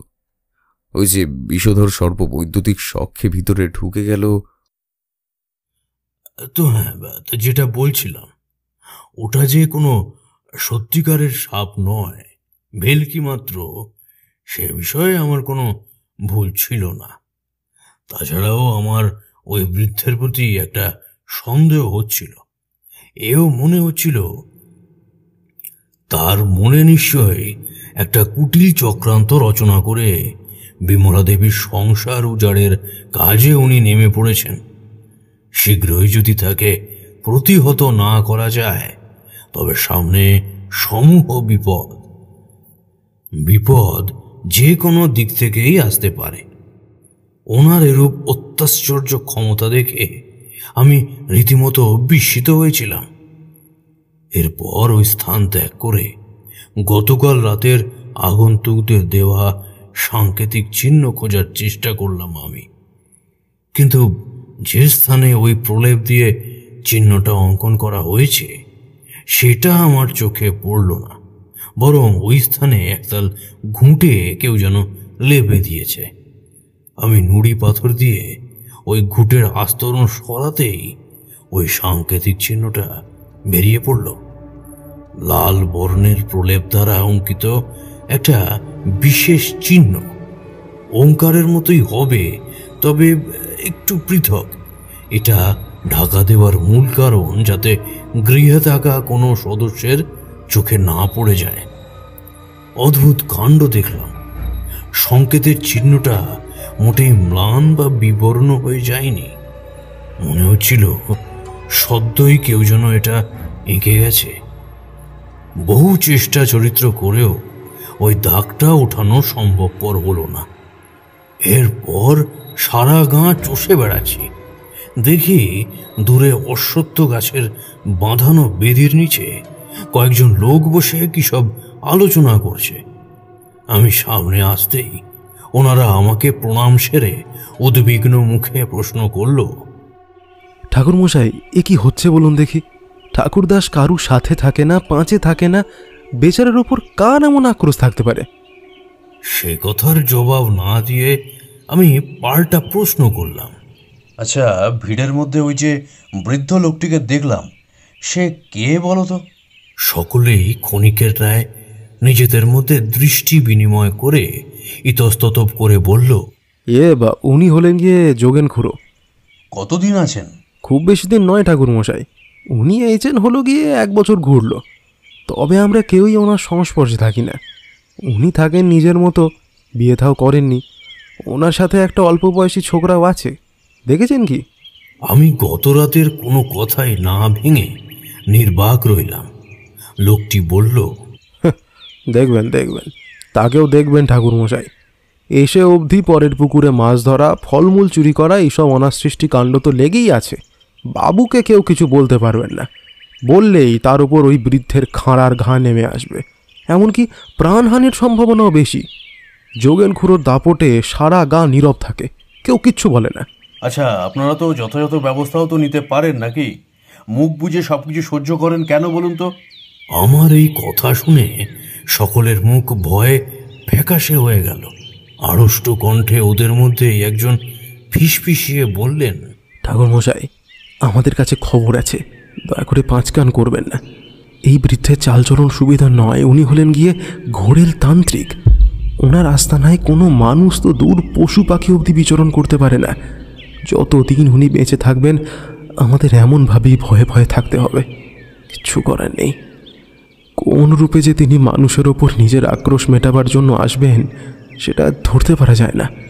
এ তো 3 মাস আগে সামান্য মৎস্য ব্যবসায়ী ভুলোর সঙ্গে দ্বন্দ্ববিবাদ হয়েছিল। তারপর থেকে যোগেন খুড়োর মুখে তর্ক না করলেও হাতে নাতে ফল ধরিয়ে দিয়েছিলেন তিনি। বিবাদের পরদিন থেকেই ভুলু মাছুয়ারাকে আর কেউ দেখতে পায়নি। দিন 2 পর বাঁশঝাড়ে ভুলোর মৃতদেহ নিয়ে দিনের আলোয় প্রকাশ্যে শিয়াল কুকুরের টানাটানি করতে দেখে রতন মাঝি। সারা গায়ে সংবাদ রটে যায়। ব্যাটার এটাই বুঝে নিয়তি ছিল, কিছু একটা করুন ঠাকুরমশাই, নইলে যে প্রাণ নিয়ে গা ছেড়ে পালাতে পারবো না। হায় ঈশ্বর, আচ্ছা, ওনার সাধনাস্থল কোথায় বলতে পারেন? সেটা কি এই শ্মশানেই? সমবেত জনাচারেক লোকের মুখে ভয়ের অভিব্যক্তি মুছে প্রহসনের ভাব ফুটে উঠল। ওদের মধ্যেই একজন বললে, ঠাকুরমশাই, এই ভগীরথপুর গাঁয়ের মহাশ্মশান সিদ্ধস্থান। কিংবদন্তি আছে প্রাচীনকালে বহু উঁচু দরের সৎ মনোভাবাপন্ন তান্ত্রিক ও সন্ন্যাসীরা এখানে এসে সিদ্ধিলাভ করেছেন। ওই শ্মশানে যার তার ঢোকার সাধ্য নেই। আপনি নিজে ঢুকতে পেরেছিলেন বলে আমাদের মনে একটা পরিত্রাণের আশা জেগে উঠেছিল। কুটিল কুৎসিত বহু তান্ত্রিক কাবালিকের ওই শ্মশানেই মৃত্যু হয়েছিল। একটা রাতও যায়নি তাদের। এ যে সে শ্মশান নয়, স্বয়ং মায়ের বরপুত্র অভেদানন্দ ব্রহ্মচারী নিজে 300 কি 400 বছর আগে স্বহস্তে শ্মশানে জটিল সাধনা করে স্বয়ং মা শ্মশানকালীর দর্শন পেয়েছিলেন এবং সেই স্থান থেকে চলে যাওয়ার আগে নির্দিষ্ট মন্ত্র বলে উপযুক্তভাবে বেঁধে দিয়ে গেছেন। তারপর থেকে এই শ্মশান এরূপভাবেই পড়ে আছে। আমরা মরাপুরিয়ে আসি দিনের আলো থাকতে থাকতে। রাতে সাধারণের প্রবেশ নিষেধ। শোনা যায় বহু অতীন্দ্রিয় লক্ষণসমূহ দেখতে পাওয়া যায় নাকি। এসব শুনেছি আমরা বাপ কাকার মুখ থেকে। আমরা ভয়ে ওই জায়গা মারাই না ঠাকুরমশাই। আপনি আপনি আমাদের এই বিপদ থেকে উদ্ধার করে দিন, নইলে যে এই বিভৎস কাপালিক আমাদের সকলকে হত্যা করতেও পিছুপা হবে না। গতকাল আমি নিজে যদিও বা ওই শ্মশানে রাতে থেকেছি, কিন্তু তেমন কোনো অলৌকিক কিছু তো লক্ষ্য করিনি। দিব্যি একটা শিরীষ গাছের তলায় গুঁড়িতে ঠেস দিয়ে সারা রাত কাটিয়ে দিয়েছি। কিন্তু এই শ্মশান অরণ্য সংকুল, আর সুগভীর দিনের আলো প্রবেশ করে না এক বিন্দুও এখানে। মনে মনে এসব ভাবলাম আর ভয়ার্ত লোকজনদের সান্ত্বনা দিলাম। আপনারা বিপত্তারিণীর নাম জপ করতে থাকুন। আমি সঠিক সময়ে কিছু একটা করছি। আমাকে ওই যোগেন খুড়োর আস্তানা সম্পর্কে একটু হদিশ কেউ দিতে পারেন? কয়েকজন উত্তর দিকে অঙ্গুলি নির্দেশ করে দিল। আমি আর না দাঁড়িয়ে চলতে লাগলাম। আমাকে ওই বৃদ্ধের আস্তানা সম্পর্কে হদিশ নিয়ে রাখতেই হবে, সেটাই প্রয়োজন। ওনার প্রত্যেকটি গতিবিধির উপর নজর রেখে নিজের কাজে অগ্রসর হওয়ার সিদ্ধান্তই আমি নিলাম। সেই মুহূর্তে সেটাই জরুরি ছিল। স্থানীয় লোকেদের বলে দেওয়া পথ ধরে প্রায় অনেক দূর চলে এসেছি। দেখলাম লোকারণ্যহীন একটা জায়গায়, যেখানকার পারিপার্শ্বিক পরিবেশ সুস্থ মানুষের থাকার অনুপযুক্ত। জায়গায় জায়গায় পাতা ঝরা মরা ও ন্যাড়া অজস্র গাছগাছালির সমাবেশ। হাঁটু অবধি লম্বা লম্বা ঘাস, একটা কালো বলয় সেই সমগ্র এলাকাটা নিজের গণ্ডির মধ্যে বেষ্টন করে আছে। তারই মাঝে একটা ঝুপড়ি মতো খড়ের ছাউনি ও বাঁশের কাঠামোর মধ্যে মাটি লেপে বসবাসের উপযুক্ত করে নেওয়া হয়েছে সেটি। যোগেশ খুড়ো আমাকে দেখতে পায়নি, কিন্তু আমি দিব্যি তার ক্রিয়াকলাপ দেখতে পাচ্ছিলাম। আর সেই সাথে একজন বছর 15-16 নাবালক তার নির্দেশ মতো হাতে হাতে কী সব করে দিচ্ছে, সেটাও দেখতে পাচ্ছিলাম। আর ওই বৃদ্ধ বিরক্ত মুখে 2 হাত পিছমোড়া করে পায়চারি করতে করতে ভ্রুকুটিপূর্ণ দৃষ্টি নিক্ষেপ করে হুঙ্কার দিচ্ছেন, বিমলা, কাজটা তুই ঠিক করলি না। আমার গুরুকে সন্তুষ্ট করলে তোর বরং ভালোই হতো। তুই আমার গুরুকে তো অপমানিত করলি, আবার বাইরে থেকে তান্ত্রিক ডেকে আমার কাজে বিঘ্ন ঘটাচ্ছিস। দেখে নেব আসছে কৃষ্ণপক্ষেই তোদের সমগ্র সদস্যদের মৃত্যু মুখে যদি না পতিত করতে পারি, তবে আমার নাম রাম কিঙ্কর বৈরাগী নয়। দেখে নিস, হাতে নাতের ফল পাবি। উগ্রভাবে দাওয়ায় রাখা পানপাত্রটা ওই রামকিঙ্কর ঢক ঢক করে গলার্ধকরণ করল। আমি ততক্ষণে যা বোঝার বুঝে ফেলেছি। ওই বৃদ্ধ তবে ছদ্ম নাম ধরে ঘুরে বেড়ায়, কখনো এ গ্রাম তো কখনো ও গ্রাম। উদ্দেশ্য কুলবধূদের উপর কলঙ্কের দাগ ছিটানো। তাছাড়াও এসব কুটিল নিষ্ঠুর কাপালিক সম্প্রদায়ের বেশিরভাগই যারা অন্যের ক্ষতি সাধনে উঠে পড়ে লেগে থাকে, তারা না জানি কত আইবুড়ো মেয়ের কুমারিত্বই না অপহরণ করেছে। যাই হোক, আমি চলে এলাম ওই স্থান থেকে। অশ্বত্থ গাছের বেদিতে বসে থাকা স্থানীয় মানুষের মুখে শোনা ভূতপূর্ব কথাগুলির বিচার বিশ্লেষণ করে বুঝলাম বিমলা দেবীর স্বামীর ওইরূপ পরিস্থিতির জন্য দায়ী যে একমাত্র যোগেন খুড়োই, সেটা সত্যি। আর গতকাল রাত্রে আমি নিশ্চয়ই ওনার সহচরকেই গুপ্ত ক্রিয়াদি করতে দেখেছিলাম। তবে যাই হোক, আমি ফিরে এলাম এবং খোঁজ নিলাম বিমলার কাছে তার স্বামীর শারীরিক অবস্থা কেমন তার। সে বিমর্ষ মুখে বলল, আগের মতোই ঠাকুরমশাই, জানি না বাঁচানো যাবে কিনা। সেই সপ্তাহখানেক থেকেই তো অঘরে ঘুমোচ্ছে। আমার শান্তিপূর্ণ সংসারে এ কি করাল ছায়া নেমে এলো বলুন দেখি। উনি বলতে লাগলেন। আমি ততক্ষণে চোখ বুজে ফেলে ধ্যানের মাধ্যমে সমস্যার সমাধার উপায় খুঁজছি। হঠাৎ কানের কাছে শুনতে পেলাম কেউ যেন আমাকে ফিসফিস করে কি যেন বলছে। খুব মন দিয়ে সেসব শুনলাম এবং দুই চোখের পাতা খুলে যা যা করতে হবে বিমলা দেবীকে বলে দিলাম। এই কাজটা করতে পারলেই এ যাত্রার মতো হয়তো ঠাকুরদাস মুখোপাধ্যায় বেঁচে উঠবে, কেটে যাবে তার যোগ নিদ্রার মায়া। তবে এসব কাজ অতি কষ্টসাধ্য। একটু ত্রুটি বিচ্যুতি হলেই সব কিছু ভেস্তে যাবে। 3 দিন পরে কৃষ্ণপক্ষের অমাবস্যায় প্রয়োজনীয় উপচার সামগ্রী নিয়ে রাত থাকতে একটু আগেই আমি ঢুকলাম শ্মশান ভূমিতে। তখন সূর্য পশ্চিম দিকে ঢলে পড়েছে, কিন্তু তবুও অল্প বিস্তর কমলার আবার ছোপ আকাশে লেগে আছে। সামগ্রী সহ তো ঢুকে পড়লাম, তবে কি নিবিড় অন্ধকার, চোখ চেয়ে কিছুই দেখা যায় না। ঢোকার মুখে অবিলম্বে একটা মশাল তৈরি করে ঢুকে পড়লাম গভীর অরণ্যে। অমনি কোথা থেকে এক পাল শেয়াল সমস্বরে ডেকে উঠল, আর ভিতরে ইতিউতি খোঁজার পর ভগ্নপ্রায় একটা মন্দির খুঁজে পেলাম। এখন সেটা ইটের পাঁজায় পরিণত হয়েছে। গাছের শেকড় প্রমুখ দেওয়ালের ফাটল দিয়ে ঢুকে মন্দিরের দ্বার রুদ্ধ করে রেখেছে। তবু একটা লোহার ছোরা নিয়ে ঝোপঝাড় লতাগুল্ম কেটে সাফ করলাম, আর মিনিট 2 মধ্যেই গন্ডা গন্ডা সাপ বেরিয়ে শ্মশানের অন্যত্র প্রস্থান করল। জ্বলন্ত মশালের আলোয় ঢুকে পড়ে দেখি বিগ্রহ শূন্য একটা বেদি পড়ে আছে।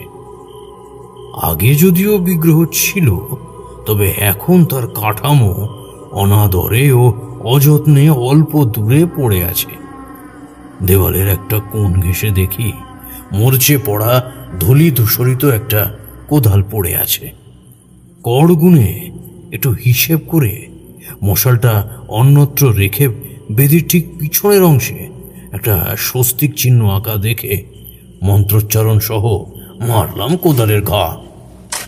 ক্রমাগত কয়েক ফুট মাটি খুঁড়তে খুঁড়তে বেরিয়ে পড়ল আমার সেই বাঞ্ছিত জিনিসটি। সেটা আর কিছুই না, একটা হাতে লেখা পুঁথি। মাটি সরিয়ে সেটা বের করে যথা সর্বস্ব চোখ বুলিয়ে থলির মধ্যে ভরে নিয়ে আমি চললাম শ্মশান তীরবর্তী নদীতে স্নান করতে। এই ক্রিয়া করতে গেলে সর্বপ্রথম স্নান করে কপালে রক্ত তিলক এঁকে তারপর সদ্য পোড়া মৃতের চিতা বরাবর চক্রাকারে একটা গণ্ডি কেটে নিয়ে আসন করে পরে জল দিয়ে সমগ্র চিতা নিভিয়ে গভীর রাতের দিকে সেই ক্ষণ লাগার পর চিতার উপর সাধককে উপবিষ্ট হয়ে ধ্যান ও বীজ মন্ত্র জপ করতে হয়। আমি সকল ব্যবস্থা করে নেওয়ার পর বিমলা দেবীর সমগ্র পরিবার বর্গকে ডেকে এনে আন্দাজ মধ্যরাত্রির দিকে শ্মশানে নিয়ে উপস্থিত হয়ে নির্দিষ্ট গণ্ডির মাঝে বসিয়ে দেহবন্ধন করিয়ে নিজে চেপে বসলাম চিতার উপর। চোখ বুঝতেই দেখলাম ওই বৃদ্ধের অমানসিক রূপ। বিমলা দেবীর বাড়িতে আগত ওই সাধুর বর্ণনার সাথে যোগেন খুড়োর বর্ণনা একেবারে মিলে যাচ্ছে। তার মানে ওই বৃদ্ধের ইচ্ছে মাফিক রূপ ধরার ক্ষমতা আছে। আচ্ছা ঠাকুরমশাই, আপনি তো নিজেই ওই শ্মশানে ক্রিয়াদি করতে পারতেন, তবে ওদের কেন নিয়ে গেলেন? আসলে ওটা ছিল বিভৎস রাত্রি। রামকিঙ্কর ওরফে যোগেন খুড়ো সব রকম ভাবে নিজের সূক্ষ্ম বীজ বপন করে রেখেছিল, যাতে ওদের প্রাণহানির মারাত্মক সম্ভাবনা ছিল। কিন্তু পবিত্র শ্মশানে স্বয়ং শ্মশান ভৈরবের উপস্থিতিতে কখনোই ওনার করা ক্রিয়াদি ফলপ্রদ হবে না। তাই আমি ওই সিদ্ধান্তই নিই এবং ধ্যানমগ্ন অবস্থাতেই অজ্ঞাত কেউ আমাকে এসব নিয়মাদি পালনের বিধান বলে দিয়েছিল। আমার মুখে শুনতে যতটাই সরল মনে হচ্ছে, বাস্তবে এসব ততটাই জটিল প্রক্রিয়া, বুঝলে? সে যাই হোক, আমি ঝোলার থেকে ওই পুঁথিটা বের করে সম্পূর্ণটা উচ্চস্বরে পড়তে লাগলাম। প্রথমত, কোনো কাজ করতে গেলে সাধককে সর্বপ্রথম শ্মশান জাগাতে হয়। এটা সেই মন্ত্রই আমি পাঠ করছিলাম। যতই পাঠ করি, ধীরে ধীরে শ্মশানের আভ্যন্তরীণ পরিবেশের কিছু পরিবর্তন ঘটতে শুরু করলো। চোখের সামনে ইতস্তত ছড়ানো নিভে যাওয়া চিতা দেখি দাউ দাউ করে আপনা আপনি জ্বলে উঠল। গাছপালা সমূহ কেউ যেন প্রবল আক্রোশে নাড়াতে লাগলো। এসব অপ্রীতিকর দৃশ্য দেখে বিমলা দেবী ভয় আঁতকে উঠে অস্ফুট একটা আর্তনাদ করে উঠলেন। ওনার স্বামীর অচৈতন্য দেহটা আমার রচিত আসনের উপর শোয়ানো ছিল। ওই দেহটা উঠে বসল। বিমলা দেবী আনন্দে আত্মহারা হয়ে ওনাকে জড়িয়ে ধরতে গেলে আমি নির্দেশ দিলাম, খবরদার, ও আপনার স্বামী নয়, উনি শ্মশান ভৈরব। আমার আহ্বানেই উনি এসেছেন। ঠাকুরদাস মুখোপাধ্যায়ের দুই চোখের দৃষ্টি ঘোলাটে, চুলগুলো সজারুর কাঁটার মতো খাড়া। দেহ থেকে অদ্ভুত এক প্রকার জ্যোতি নিঃসরিত হচ্ছে। ও আমার সম্মুখে চিতার অপর প্রান্তে দাঁড়িয়ে সামনের দিকে হাত প্রসারিত করলেন। আমি পাশে রাখা মদের পাত্র ওনার দিকে এগিয়ে দিলাম। তিনি আকণ্ঠ তা পান করলেন এবং চলে গেলেন নির্দেশ অনুসারে। কোথায় গেলেন তিনি? আমিও কিশোরী প্রায় সমস্যারই প্রশ্ন করে উঠলাম। তারানাথের ঠোঁটের গোড়ায় হাসি খেলে গেল। উনি বললেন, আমি প্রধানত ওই কাপালিককে হত্যার অভিলাষে শ্মশান ভৈরবকে প্রেরণ করেছিলাম ওই কাপালিকের কাছে। সেও যথাসাধ্য আমাদের হত্যার জন্য নানাবিধ উপায় করেছিল, কিন্তু নিষ্ফল হয়েছিল তার প্রচেষ্টা। সারা রাত অবধি জপ করে দিনের আলো ফোটার সঙ্গে সঙ্গে দেখি ঠাকুরদাসবাবু চোখ মেলে চাইলেন এবং স্ত্রী ও কন্যার নাম ধরে ডাকলেন। স্বামীকে জীবিত পেয়ে বিমলা দেবী আনন্দের অশ্রু ধরে রাখতে না পেরে স্বামীকে জড়িয়ে ধরে অঝরে কেঁদেই ফেলেছিলেন। বিমলার স্বামীর কাছে পরে জানতে পারি উনি সাধু সন্তদের প্রতি বড্ড আসক্ত, সংসারে তার মন নেই।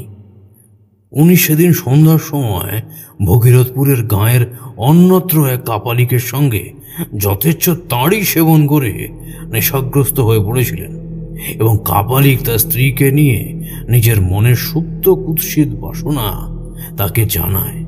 তাতে তিনি ক্রুদ্ধ হয়ে জোর কদমে ওনাকে যথেষ্ট অপমানিত করে অশ্রাব্য মন্তব্য করে ওই দিন আস্তানা ছেড়ে ফিরে আসেন। ওই কাপালিক রামকিঙ্কর লোকচক্ষুর আড়ালে যোগেন খুড়োর ছদ্মবেশ ধরেও প্রায় আসত বিমলাদের বাড়িতে। এ কথা অবশ্য ঠাকুরদাসের জানার কথা নয়, কিন্তু ভাগ্যের পরিহাসে রেহাই পায়নি গৃহস্বামী ওই কাপালিকের কূট দৃষ্টি থেকে।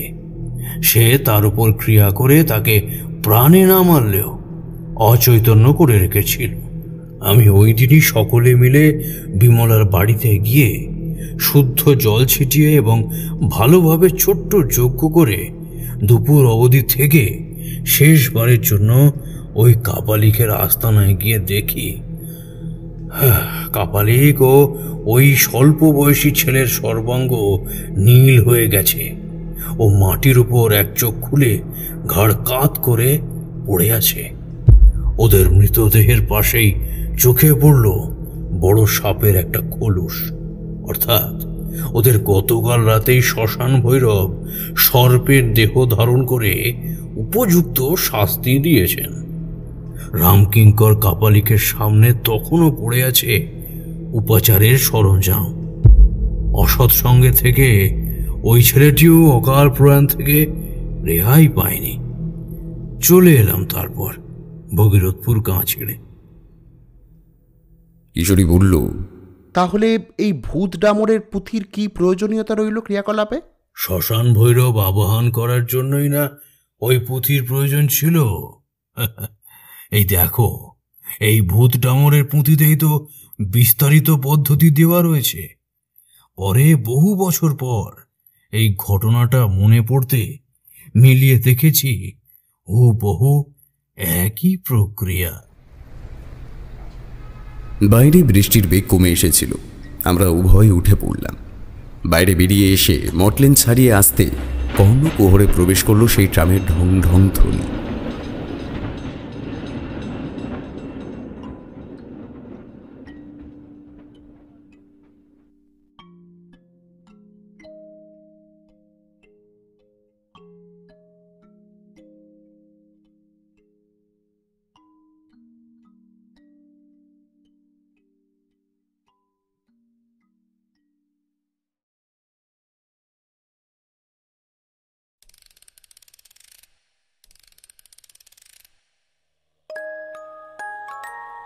শুনছিলেন লেখক অনিক চক্রবর্তীর কলমে তারানাথ তান্ত্রিক ফ্যান ফিকশন তারানাথ তান্ত্রিক ও ভগীরথপুরের আতঙ্ক। সম্পাদনা এবং কাস্টিংয়ে সৌরভ এবং শ্রেয়া। পরিচালনা এবং ভিডিওর ভিজুয়াল এফেক্টসে সৌরভ। বিশেষ সহযোগিতায় পার্থ। এডিটিংয়ে দ্য কণ্ঠ এবং পোস্টার ডিজাইনে কৃষ্ণেন্দু মণ্ডল। আমাদের গল্পটি ভালো লেগে থাকলে লাইক করে দেবেন এবং আপনাদের মূল্যবান মতামত কমেন্টে জানাতে ভুলবেন না। আরও নতুন নতুন গল্প শুনতে চ্যানেলটি সাবস্ক্রাইব করে পাশে থাকা বেল আইকনটি প্রেস করে দেবেন, যাতে নতুন কোনো গল্প এলে তা সরাসরি সবার আগে পৌঁছে যায় আপনার কাছে। শুনতে থাকুন মিডনাইট ফ্যান্টাসি।